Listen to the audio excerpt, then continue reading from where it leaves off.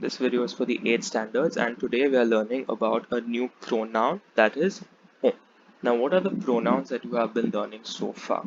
You have learned so far around 8 subject pronouns. Why do we call them subject? Because they are the ones which perform the verbs. Hence, they are the ones with which you have conjugated all the verbs that you have learned so far according to these subjects, which are actually personal pronouns.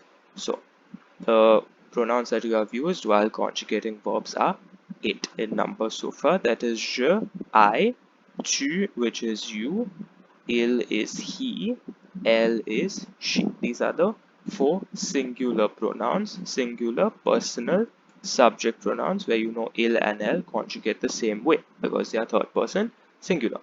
Then we have nous, which is we, vous, which is you in the plural, il, they masculine or they mixed, and elle for they feminine. Okay, so these 4 become the plural subject personal pronouns. Okay, just like il and elle, the singular conjugate the same way, the plurals also conjugate the same way. So you have learned 8 types of persons or 8 types of pronouns which conjugate in 6 different ways. Now, today's pronoun is on. O-O-N is the 9th one which you have to do, which is a little bit different from the previous 8 because it is an impersonal pronoun. Now, these 8 are personal pronouns. O is an impersonal pronoun because it doesn't have a fixed meaning. For example, je can only mean I. Je can never mean she. Am I right? Yeah. But on does not have a fixed meaning. Basically, on can take on any meaning among these 8 persons. Okay, so on does not have a fixed meaning.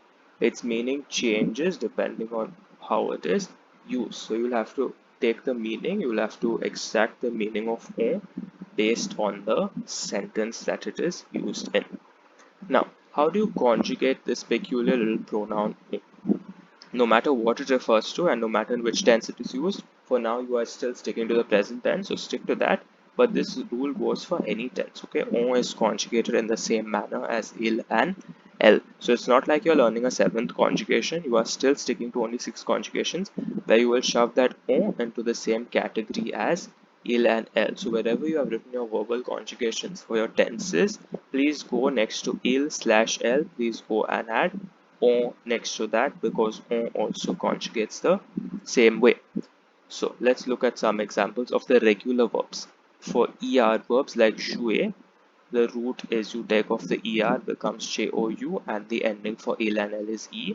Therefore, we use the same rule for on and you get it as on joue. For choisir, the rule for il and l is you take off the ir and you add in it. So for on, the same thing becomes on choisit. Mord is to bite, which is an RE verb from the third family. So for RE verbs, what's the rule for il and l? Is you take off the RE and you don't add anything. So that is the same rule for on. It becomes on mord. The same way applies for the irregular verbs. So prendre is to take. It is il and l prend. So on will also be prend. Avoir is il ou elle a. On will also be a, on a. H is il ou elle est, so on will also be a. No matter which verb you're talking about, no matter to whom on refers to, and no matter which tense you are in, on will always conjugate the same way as il and elle. But remember, it is an impersonal pronoun whose meaning changes based on the circumstance in which it is used. Now let's look at some examples. Before that, it is very important to note that on can only be used to designate people. Okay, on is not used to designate animals, objects, places, and other kinds of nouns. It is only used to designate people. Okay, so let's look at some sentences and try to get the different meanings of on. Okay, on sonne à la porte. It can be someone rings the bell, or one rings the bell, or we ring the bell. It can mean anything, but basically in this sentence, why do we assign it someone? Because we don't know who has done it. Okay, so when you don't know, it is appropriate to use on. Then, many times when you want to say we, when you're talking about the pronoun nous, Generally, colloquially, we do not say nous. We often use on in place of nous.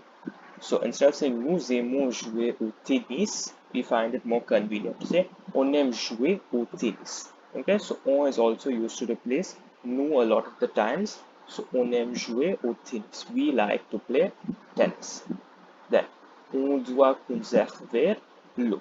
Doit is the verb, which is a modal verb meaning you have to or must. Okay, so it can be someone has to conserve water, people must conserve water, everyone must conserve water. Okay, it can take on various meanings based on the context. So in this context, the most appropriate would be people need to conserve water or everyone has to conserve water.